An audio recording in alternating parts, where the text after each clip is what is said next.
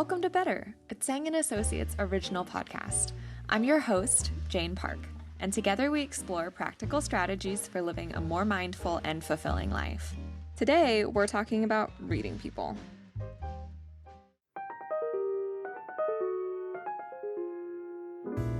Reading people basically involves observing people's body language, facial expressions, tone of voice, and what they actually say, right?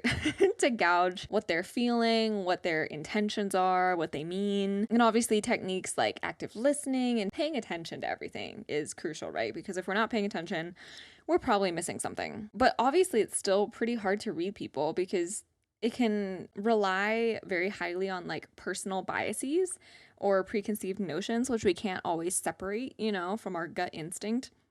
That can lead to misinterpretations.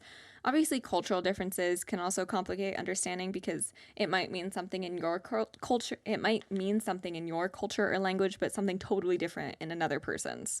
So that can be kind of tough. And then also, some people are just good at hiding how they feel. So that can be tough to read them too. So what's a better way to read people? So one thing that I found that I think works pretty well is imagine you're in a group setting, whoever you're trying to read, right? Pay attention to who they're looking at when something funny or interesting is being said. Because when you like somebody or want to win their respect or just, care about what they think, you're going to care about their reaction and be monitoring them, right? So, for example, if we're in a group and someone told a joke, who do you immediately look to? That moment when you both lock eyes and laugh says something about your relationship, right? What also can be interesting is the reverse of that. If you think someone's kind of like the head of a group or kind of runs the show and everybody should look to that person, but then you do this and no one is actually paying attention to them, obviously something going on there.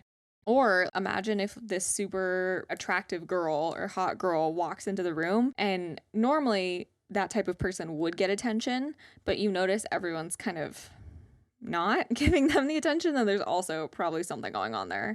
So this is just a fun little tip to kind of get a vibe check in a room and see who's who. Did you enjoy today's topic? We aren't the ultimate experts, but we do love sharing our personal journeys, what we've been learning along the way, and in bite-sized portions too that fit easily in our busy days. If you'd like to study today's topic in more detail, we do have a YouTube series as well as in-depth Medium articles from Tsang and Associates. Your feedback helps us reach more listeners like you.